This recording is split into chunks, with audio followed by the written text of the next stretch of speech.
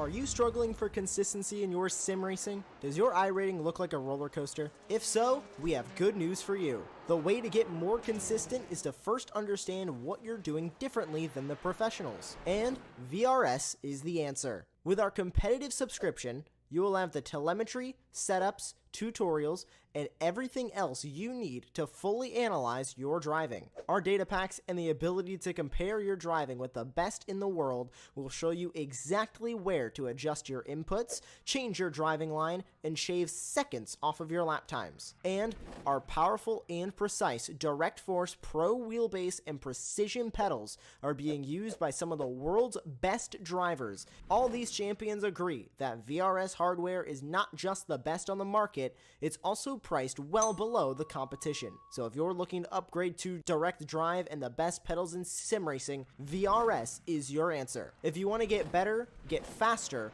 and make it happen sooner rather than later, you owe it to yourself to find out why so many people are switching to VRS. You'll be so glad that you did. Visit www.virtualracingschool.com and learn why the best use VRS.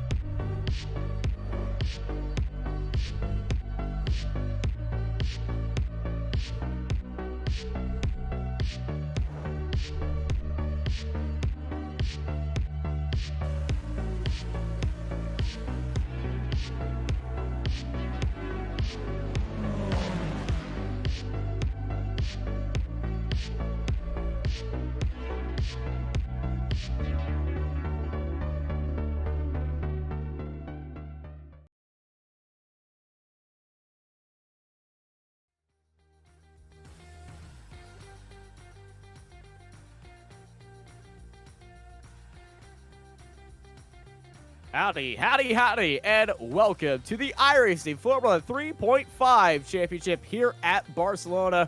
We are here on the historic track of 1995. I'm Austin. I'm joined by Aaron Smith. We have Samuli Kubo in the production booth. You're here live watching Apex Racing TV. Aaron, last week we were at Indianapolis to bring in the new year. Well, it's 2023 now. It is the first race officially of the new year for these iRacing Formula 3.5s on Apex Racing TV. How are we feeling? It's exciting. 2023. Let's bring it on. Yeah, and unlike last week, we're actually in the Formula 3.5 Championship, as last week apparently we were in IGP Fun, but hey-ho. But this track, very mixed reputation, as we were talking about literally 2 minutes ago. It's a very hit or miss track. I mean, luckily we have got the best layout, which most people can agree on. The wonderful last sector instead of this horrible chicane. But it's still, it's an okay track. It's not amazing for racing. It's pretty fun to hot lap, but it's kind of hit or miss with most tracks. Last week, we saw the Spaniards take almost a 1, 2, and 3 with everybody in the Iberian Peninsula performing extremely well here. Jorge Lopez Exposito had a great race. Sergio Macias actually took the win last time, as well as Javier Bramanti was here, and they made it a 1, 2, 3. But the last time that we did start a race here, we had a massive crash off the line. It's hopefully not going to be the same thing here. It is a very tricky off the line, very tight start. Everybody is kind of already bunched up in there, and they're kind of held into place with the walls on both sides and the grass before you get to the pit lane exit, which is about 100 to 200 meters off the line. So the start is going to be very cramped here, and then it's going to spread out. But yes, racing around here all around all these medium to low speed corners, the dirty air is going to be in effect, and it's going to be very crucial to be keeping these tires alive and planning out your attack for that long back straightaway, the long front straightaway and back straightaway. Planning out your DRS moves and making the move heading into turn 1 or diving it into turn 10. Yeah, only realistically those opportunities are where you can overtake on this track. Most definitely we're going to see most of the moves into turn 1 as we don't have that awful chicane slowing all of these guys down and spreading them apart and just making it so difficult to follow. And hopefully, I mean, as I said before, this layout is so much better. Not only it drives better, but it races better. And I think possibly compared to the race we had last season, it's going to be a lot better. I feel like it is going to be a lot better. Qualifying is actually over right now. Everybody has stopped their laps. Daniel Gauss is the only one who hasn't put in a lap time because they've both been deleted. That was the word I was looking for. But it is the Spaniard 1-2 right now. Lopez up ahead of Bamonti with Eddie Samborski starting in that second row right besides number 2, Sergio Macias. Then behind him, Dennis Furchheim, and then Yuki Shirakawa, your top 3 rows.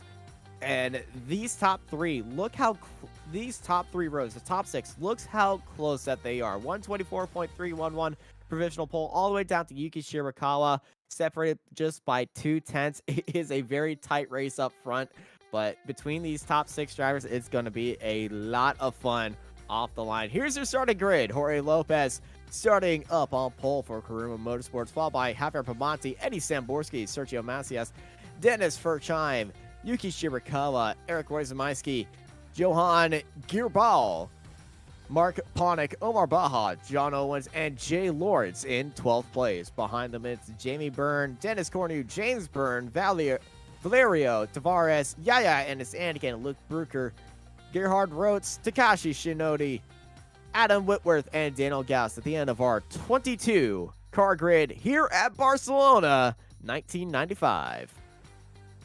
Yeah, just to add on that, Austin, actually it's the top 7 that were within around 2.5 tenths with each other, so one more driver just to slip in there. And yeah, the top 7 really so close. I don't remember the last time we had a grid this close in Formula 3.5. It's usually Zamborski and maybe a few others at the top just blitzing everyone else. But and speaking of blitzing, Yuki Shirakawa starting in 6th place. We know on how fast Yuki Shirakawa is off the line, but remember last time that he did that, he tried to make it 3 wide immediately off the line, caused a giant crash up the front. Is he going to get a good start again? And if he does, will he think aggressively, or will he be a little bit more cautious about the start and try to wait a little bit farther? Maybe look for that inside line and try to use that pit road exit to make that move onto the inside instead of going to the left and trying to shoot the moon through the middle there. Well, I mean, by the way he's pointing his steering wheel, he knows where he wants to go. He wants to go down the middle. But take it away, Austin, for the 5 red lights.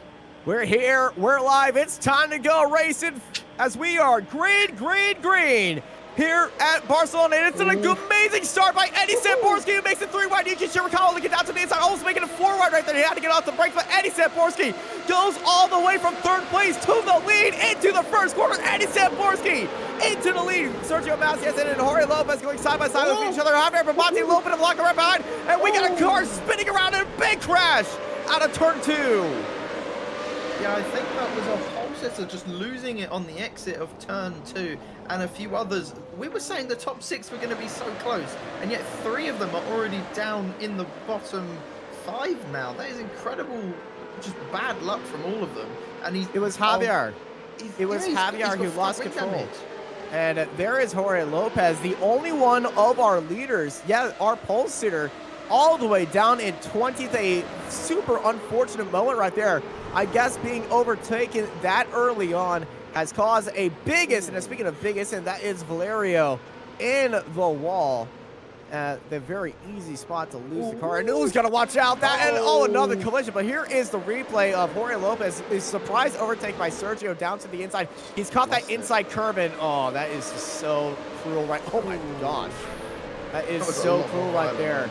That inside curb on the opening lap, you hit that, the car is extremely unbalanced, and Mark Ponick is practicing donuts. Gerhard Rotz getting right back onto the track as Yuki Shirakawa has fallen down to 6th place, and Yuki is in the pit lane. Check that out. Look at the front wing.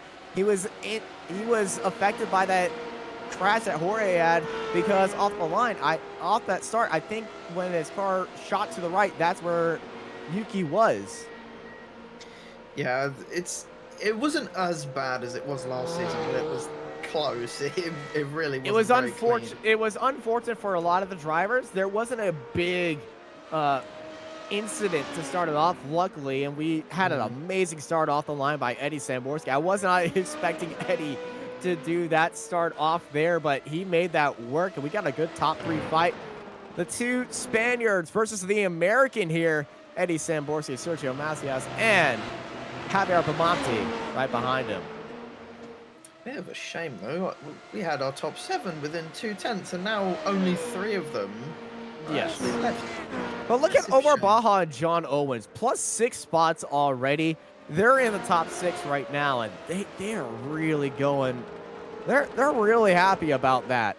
Also, drivers going to be happy. James Byrne, as well as Dennis Cornu. Heck, James Burns jumped Jamie Byrne, plus 3 more spots. He's up 6th place. He's joined that movement, as well as Dennis Cornu, jumping 7.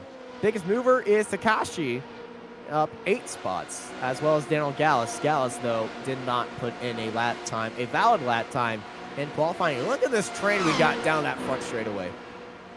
Yeah, massive trend. I think the battle for the midfield this race is going to be spectacular. And as I said before, it's just so much easier to follow around this version of the track. It's such a subtle change, those last few corners, but it makes such a big difference. As you can clearly see, we're going to have a lot of closer racing during this race. But I would also like to mention that I believe Samborski used his DRS off the start line, which propelled it, just absolutely shot him into turn 1, hence why he had such a massive lead compared to everyone else. And I think Lopez just tried to make up the lost time going into turn 1, just lost it and bottled it, and caused a massive pile up and took out nearly half the grid.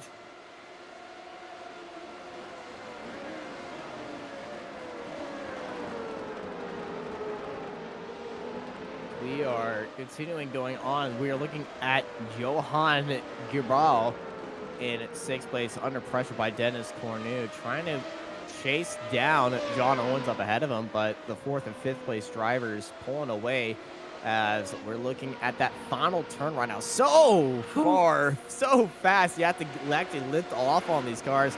They're getting really brave with it, or else they're going into the gravel on the exit. We've seen a few drivers already do that.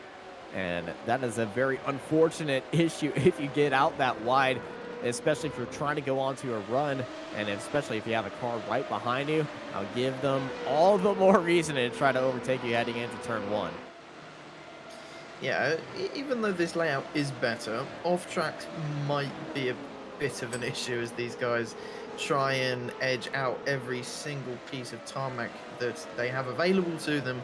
And especially around those final few corners, you really do not want to leave anything out. You want to be right on the edge of the track limits. And even now, you can, in this middle sector, you can sort of go outside the white line if you're very precise about it. And that's what the top guys do. They make the most of every single inch of track. And if we maybe get a shot of some of the top guys and compare them to maybe some of the midfield, you'll see the different lines that they're taking. But as we now come through turn 10, of course, this is the different turn 10. The more modern version, the one that they use now, much better. It's kind of like this version, but a lot more sharper. Yeah, I would agree. It's a hybrid of that turn 10 by the radius of the turn, but the positioning of the more modern turn on the updated layout. And I believe as well the more modern layout has a lot more runoff, which yes, they can take a lot more of a wider line, whereas these guys, if they go out wide, it's curtains. You're gone, and there's just a massive bit of grass and some gravel, and you'll probably end up spinning or in a wall. So yeah, don't go out there. But it's not an emporium of fun out there. No, not exactly. It's have you experienced it? Yes. Are you speaking from experience, Austin? I flipped every car in iRacing, and I'm proud of that fact. And yes, I've done that mistake so many times. When you say every car, Yes. do you actually mean every car? Yes. First day of iRacing, new season, took the Mercedes W13 out, flipped it immediately. Toyota, I grip rolled it. Oh no, I know you rolled that. What about the Pontiac? You rolled Yes. that? Yes. Have you? Yes. Yes. Yes, I have. I was assisted by another car. Okay, that makes sense. It was a backflip. It was pretty. Not as pretty as Macias's rear view mirror right now. He's got Bonamati filling up. Ooh, a little bit of a twist coming out of turn 2 as we head now through turn 3. This corner isn't quite flat in these cars as they would be in Formula 1 cars. Just a little bit of a lift. And now coming through the end of the first sector. In my opinion, it is a pretty decent first sector for this track. Now the middle sector is probably where you're going to gain and lose the most time, as Omar Baha now trying to defend from his fellow American Owens behind him. Gap is around 0.6 of a second, sort of jumping up and down. And as we come now through into turn 9, this corner again, tiny lift in these cars. And of course, going past the DRS zone in the Formula 1 cars. Of course, in these guys, they can activate it whenever they want. Coming into turn 10, this corner is a lot quicker than the normal layout that we usually use on iRacing. And now coming through the final few corners. This beautiful corner, I don't know why they don't use it in the normal layout. It is such a gorgeous corner. These two, You know why? they link up so well. Yeah, I do know why, but I don't know why. No, you know why. We all know why it's there. It's for safety. They can't physically move the stands any farther back because they're on the property limits pretty much already. There have been people just already saying, hey, you changed turn 10 to just be like that. You can just modify that final corner to be a lot more sharper, and you can make that move. Speaking of making that move, yeah, making that move down to the inside on Luke for 11th place right there. Yeah, moving up there and trying to chase down the Burns up ahead of him in 9th and 10th. Yeah, he's got 6 seconds to make up, though. That's a bit of a task, but I mean, hey, we've got fairly long. Well, it's a long race, you know. Anyone can do whatever they want. Tires will come into play after a while in this race, especially about 1/3 to the race. You're going to start noticing drivers getting a little bit more twitch. We already saw Javier having a little bit of a twitch in his car. 20 degrees out there on the track, 47% humidity. Air temperature is 19 degrees, so it's pretty much standard right now. Air temp and track temp being the same way, but later on to this race, these tires are going to get pretty worn out and a little bit harder to handle, and it's going to be a little bit difficult. We do have a little bit of a crosswind at 4 kilometers an hour. That's going about northeast, which should be giving a little bit of crosswind heading into this final turn. I mean, it's not really a wind that would affect these cars too much, I don't think. Yeah, it's not going to affect a lot. Yeah, imagine basically get a Formula 1 model in your hand and just blow on it, and that's basically what the wind is right now. Well, I think if you that will be scaled aerodynamics, that would actually be a little bit more worse. Actually, okay, cough on it. There you go. Okay, that'll be a lot more realistic interpretation, and then you're gonna have to sanitize that. Put it in a plastic bag. I don't know. Be hygienic, or don't have a disease. Problem solved. You would be a terrible doctor. I would. There's a lot of things I'd be terrible at. Aaron, I think I'm scared. All right, stop. I would be housed. If you know who that is. I love this. I am house. I would just tell people to go away. Speaking of people telling everyone to go away, Eddie Zamborski is running away with it right now, 2.5 seconds in the lead. Yeah, he's driving away from the field like he took all the cookies off the plate for Santa, and he is heading for the moon. How many times over the courses of our lives have we said Eddie Zamborski is leading the race? I wanna know. Well, I've been broadcasting this series for almost 3 years now. Yeah, a lot more. Yeah. So And probably about 3 years. No, not 3 years. I remember when Eddie was still learning this car and getting used to it, and then he got very good.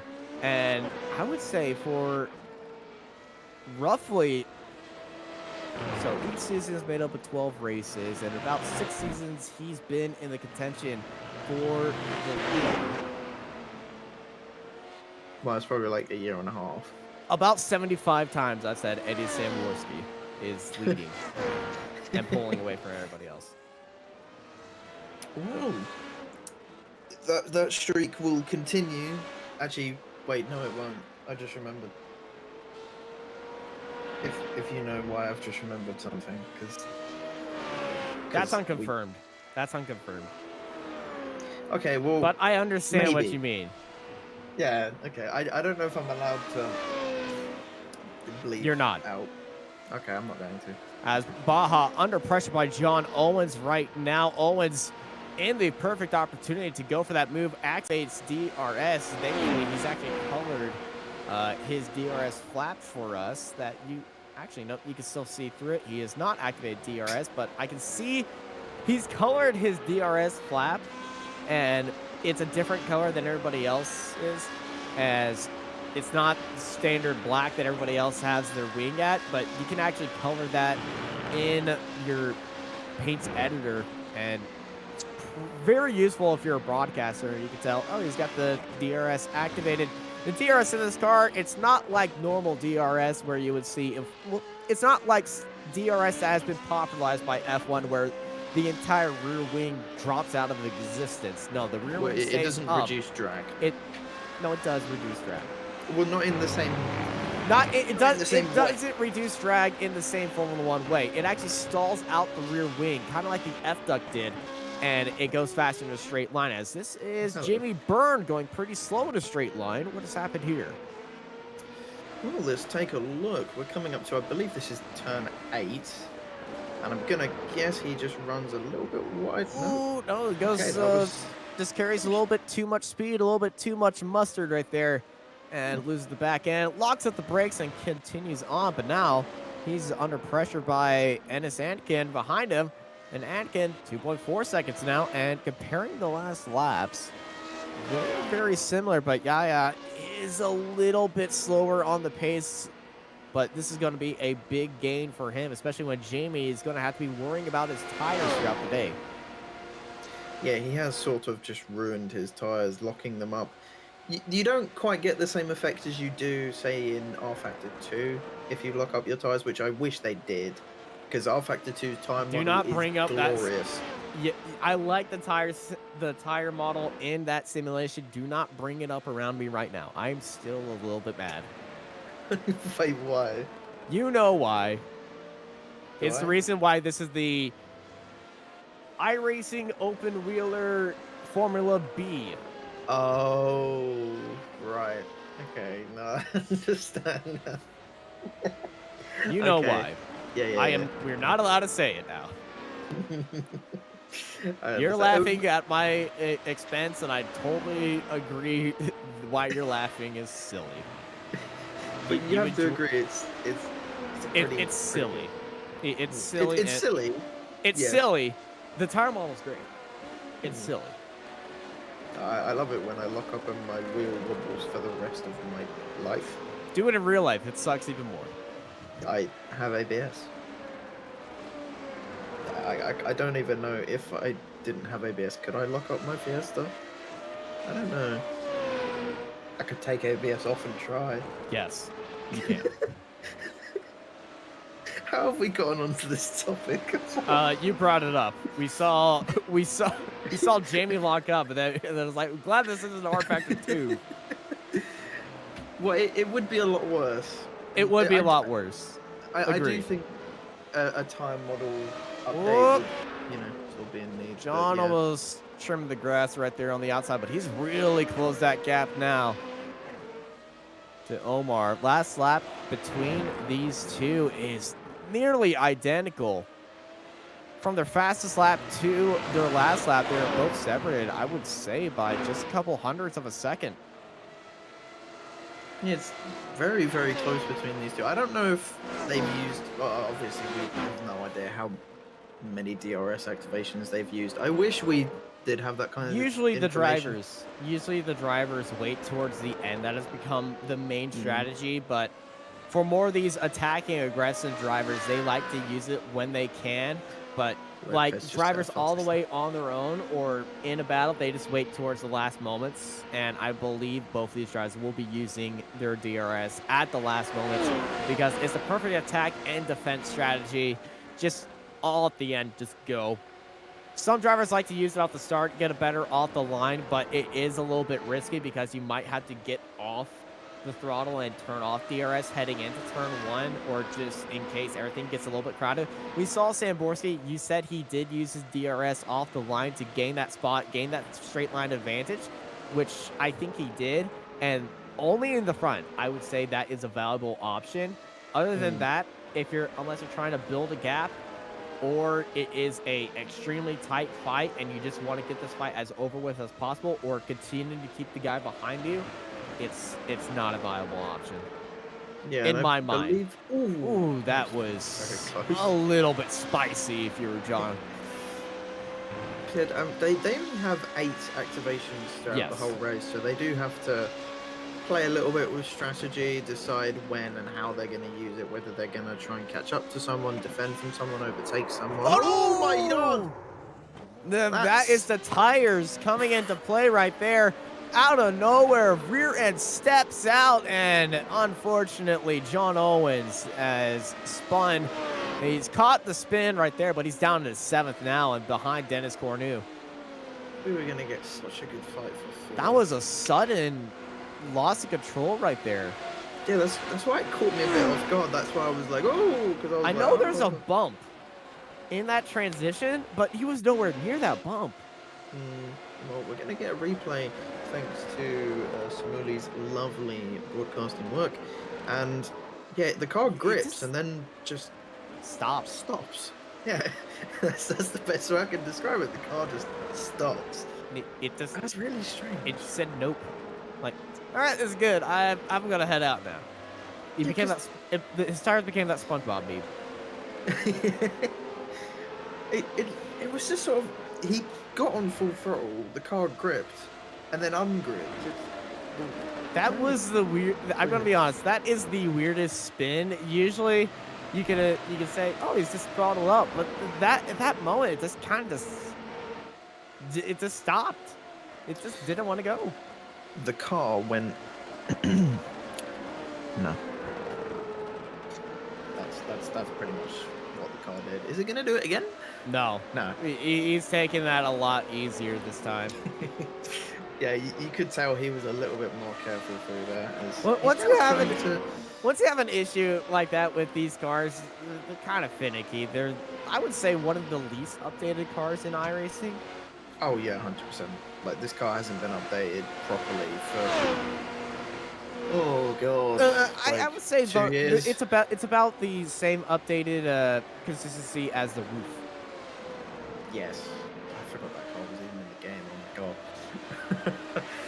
Yeah, it's a real shame that it hasn't. That is not a legacy car.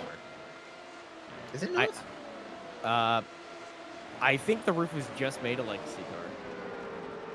Huh. I didn't. Again, I forgot what it was even in iRacing. So, props to you for remembering. I like how we're not paying attention to this battle for 5th right now. It's a good battle, but now. We've been paying attention, but they've kind of just been following, just like they do in real life. I'm going to start ranting about Barcelona again, but the dirty air, it's impossible for these cars to get very close, just like in real life. Even if they've reduced all the dirty air from these cars, they still can't really get to very close. They shouldn't be racing at Spain. Yeah, but then again, there's not really that many other good racetracks in Spain. Valencia was fantastic. It was not. It was horrible to drive and horrible for racing. It had that cool bridge, though. It produced one good race in 2012, and that was about it. I think we might actually get a possible overtake here from Owens. Owens and Cornu. Owens in that draft, and he's got DRS activated. He's looking down towards the end. Oh, he's thinking about it, but he's just too far back. Was just a little bit too unconfident heading into that move, and stays in 7th place, and that is a wasted use of DRS right there. It looked like he had the position made, and he just needed to send it down to the inside, but then he just got a little bit cold feet heading into that corner. He's going to try to keep up that pressure on Dennis Cornu, but Cornu also as well trying to chase down Johanna up ahead for 5th place. Good fight here, and I really want to see what John Owens wants to do next time by. Yeah, same with you. I have to agree with you. I really did think he was going to get that move done.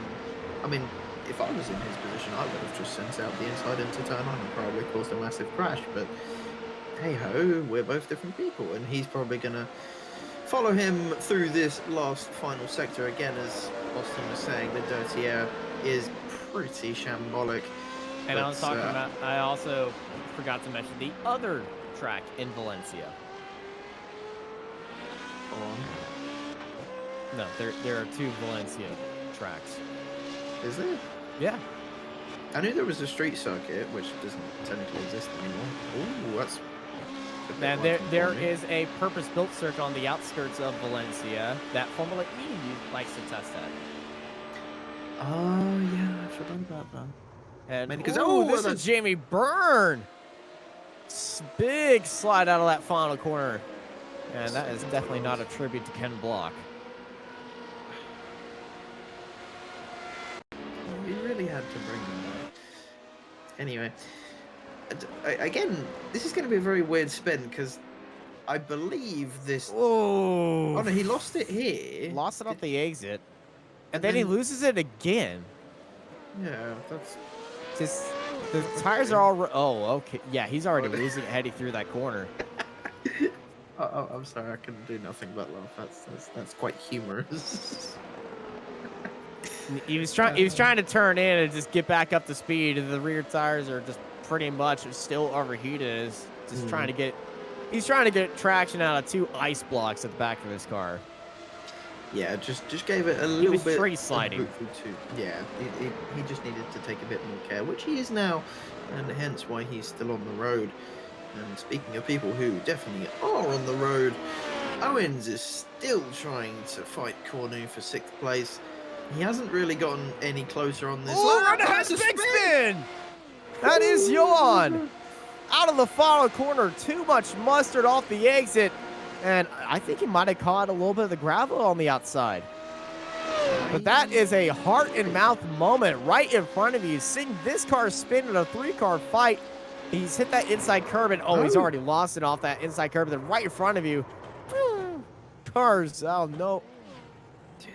That was a close, so close right there. And you know, if I was Omar Baja right behind him, or that would have been hair raising. Yeah, just watching that on board. Yeah, Dennis Cornu. Really, again, we've seen so many strange spins today. The car there, just the rear of the car, just gave up like he was using DRS or something.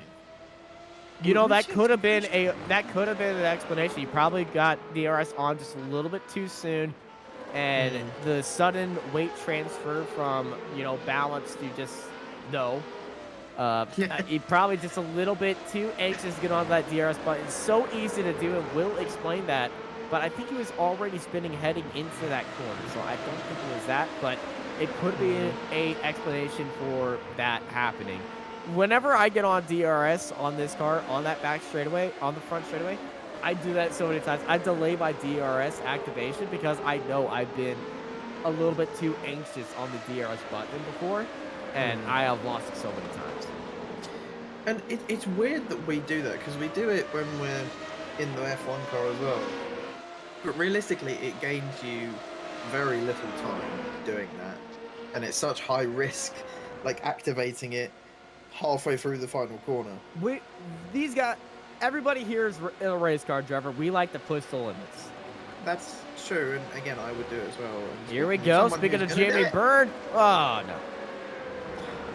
come on, just Spain. Like this is what Barcelona does. It's like, oh, we're gonna get an overtake, and that's Adam Whitworth spinning. I around think the that's second going to to be the last same spin as what happened to Jamie. Well, let's take a replay and find out. I hope he didn't, bottle it twice, but he's coming around here. Oh, no, it is a twice. Same thing I in think turn so, yeah. 10, and now turn 11, the back end. Oh, that's a big drift, and he's still drifting and spins it again. Oh, people today. I mean, the cars are behaving weird. The drivers are behaving weird. And we're always weird, so we don't have to be in that conversation. That is very true. The other one not being weird right now is Samuli. Yeah, Samuli's just vibing. Yeah, Samuli's good. Yes, Cornu under pressure by John Owens. Owens, he was close enough to make that move, but if they were both on DRS, not close enough to be sending it down to the inside. Question is, if they continue like this all the way till that white flag, who's going to send... Oh? What? Oh, okay. He was just defending onto the inside. I was about to wonder if, like, who's going to send it at that moment. Then I saw Cornu take the Nico Rosberg defending line on lap 1 in 2016. Best race ever. No. Yes. No. Yes. Apart from lap 1, it was Max Verstappen. I forgot you're a Max fan. Oh, no, and there he goes, John Owens! I closed my eyes for like 2 seconds. Oh John Owens is around. Again, As another well as good fight. Yuki Shirakawa's off the track, and so is Adam Whitworth around he's in the the pits. track. So multiple incidents in that same little bit of time. He's There's got Yuki front wing Shirakawa, and he does have damage to front lead. So I think Shirakawa has hit the wall somewhere. Again. As well, Samoli is going to be earning his paycheck right now. What has happened to Yuki? This is coming out of turn 3. And the back end. Well, I think this is another case that the back end is saying no. Big hit to the wall, damaging the front left. Yeah, as you were saying, I think a few laps ago, this car does behave very strangely. And I think this race is proving that the Here's car Adam can Whitworth. sometimes just... He's Now coming he around the has final towed corner. into the pit lane, so this is gonna be a big. Whoa! Did you see that step out? Bang into the wall, and he's stuck. The car had a massive wiggle heading into that final corner as well. Now we go in. Now I think we're looking for the John Owens issue. Yuki Shirakawa stays out. John Owens. Well, we saw it live. This is true. Yeah, we don't need to... Well, Multiple unlucky incidents for all 3 of these drivers. The back ends of these cars just becoming as well unstable as a tightrope. Yeah, this race really is proving that this car is a bit outdated. I mean, we just saw Whitworth get stuck in a wall. The car is behaving very strangely. Again, still a fun car to drive, but I do think You got a good fight for sometimes it third, can be a for bit... second place. Oh yeah, I think Bonamati set the fastest lap of the race a few laps ago. He did. Yeah, 600ths of a second faster than Eddie Samborski at last lap. Look at that gain by Bamonte, nearly 1.5 tenths faster than Sergio up ahead. He's currently 6 tenths back there. He's in that draft. He's using that DRS very wisely. And can the AGT driver chase down Sergio ahead of him? Are we going to see an overtake around Barcelona? We haven't all day. This is the moment everyone has been waiting for. I have hope in my heart that we're going to get a We good saw battle. an overtake. Yeah. Okay, in turn one overtake. This is true. We're matching F1 right now. We're matching doing worse. 2021 F1. We're doing worse with more cars. Oh, dude. Well, Oh, really? hopefully by 2024 we'll have the same number of cars. Hopefully by 2024 we'll have a new, like, second tier Formula car, but who knows? Like, can I add the Formula 2 car already, please? I need, because this car is so outdated. We need a new, because I think a lot more people would do this Of series. course, yes. Some drivers were actually confused on what the Formula 3.5 was because they never heard of the Renault Formula 3.5 Championship, or what was known as the World Series driving as well. But it was in that area where there was no real ladder into F1, and then they made it, which pretty much just killed the series. So I understand why not a lot of people know what this car is, and they just want to stay away with it. But everyone kind of sees this as the Formula Dos car right now, which we do need. Now, The formula car that nobody needs or uses. Apart from these guys, obviously. Yeah, these guys are great. John Owens under pressure. There is Giro. Johan right behind him. Johan looking around the outside at turn 4. That is a brave, daring move right there. He's going for the switchback right now. This is a very good opportunity if you send it around the outside and just hold it right there. But Johan stays with him, and John Owens defending very well for 8th place heading into turn 7. We saw a lot of cars lose the back end right here. You got to watch out going a little bit wide. There's a curb on that exit that will take your car out for a trip, and it's not a trip to the countryside. It is a trip into the wall. White flag is in the air for Andy Samborski. I was sort of hoping you were going to say a trip into the ER, because it probably would. That curb is... What's the word? Mountainous. Bad. Yeah, the sausage curbs on this track are pretty wham. I accidentally went through... They're good candidates for the space elevator. I went through the turn 1 curbs once, and that's Jamie Byrne. Oh, no, Johan! In the wall! It took off his rear wing, and then he got it back. iRacing, old damaged model giveth iRacing, old model taketh away. Now, it is a damaged rear wing now, but that is a very big crash. And I feel like it is the same thing that we saw earlier with Adam Whitworth. I think he just got a big speed wiggle at the end of that corner. Did he try to activate DRS again? Is this an early DRS activation? No. Okay. Yeah, that is really wide. That is very wide. This is not the Dakar Rally going on right now. You're in Spain. He's gonna have to be super careful with front wing and rear wing damage. He's only got this lap left, so he's very lucky. But he's sitting in 9th. Eddie Samborski takes another win here at Spain. Lopez sets a new fastest lap of a 24.9. Yeah, wow. Lopez, this is probably the only thing positive about this race, that he did a 24.996, which is incredibly fast in this car. But after that opening lap incident, he's shaking his head. He's looking forward to another race at this point. We were robbed of a good fight for the lead today, honestly, between Lopez and Zamborski, and possibly a few others. We really were robbed. And speaking of someone who's trying not to get robbed, Jamie Byrne trying to put a last lap move on Shindoi. I don't think he's going to be able to get it done unless Shindoi makes a big mistake around this final corner. Has any of them got any DRS activations left? Oh, this is too far. Yeah, too far away. Finish line is right at the start of the grid. They need to fix that. Yes. Oh, hello. Ooh, hello. Luke, slow down. He lost that. He lost that. Gerhard Rhodes down to the inside. Luke is out of fuel. Oh, yeet. No, I think he was out of fuel, though. But